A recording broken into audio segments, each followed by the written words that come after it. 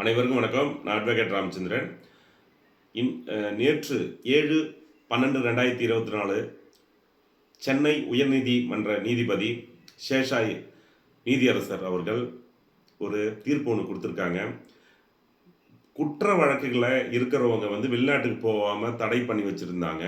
அது சிபிஐ புலனாய்வு அமைப்புகள் நிறையா அதை தடை பண்ணி வச்சுருக்காங்க. பாஸ்போர்ட் அலுவலகம் நம்மளுக்கு பர்மிஷன் கொடுக்கறதில்ல.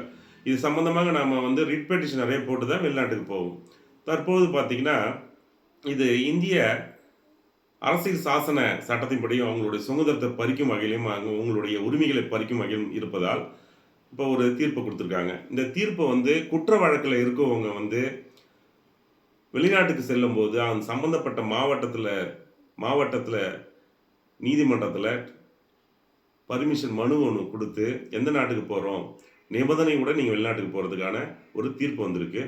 இந்த தீர்ப்பில் நீங்கள் எந்த நாடு எதுக்காக போகிறீங்க, அதாவது நிறையா நம்ம வெளிநாட்டுக்கு பிஸ்னஸ் ரீதியாக போகலாம், புனித பயணம் போகலாம், இல்லை ஹாலிடேவே நிறைய போயிடலாம்.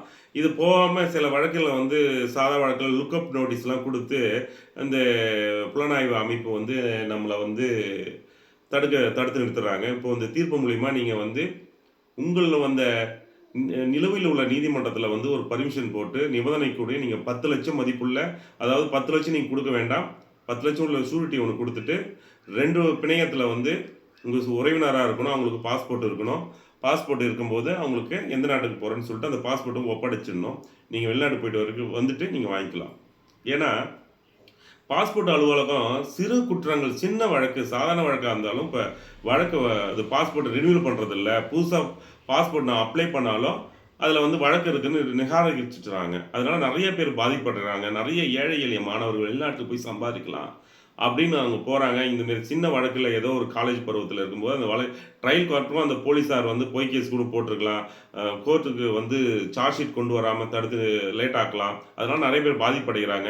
இது போல் நீங்கள் வெளிநாட்டுக்கு போகிறதுக்கான ஒரு சூழல் இருந்ததுன்னா இது போல் நீங்கள் நீதிமன்றத்தில் சம்மந்தப்பட்ட நீதிமன்றத்தில் நீங்கள் அணுகி அவங்களுடைய அனுமதியுடன் வெளிநாட்டுக்கு போகலாம் என்று சென்னை நீதிமன்ற நீதிபதி அவர்கள் ஒரு அதிரடி உத்தரவு ஒன்று கொடுத்துருக்காரு. இதை பயன்படுத்தி எல்லாம் நீங்கள் பயன்படுத்திங்க.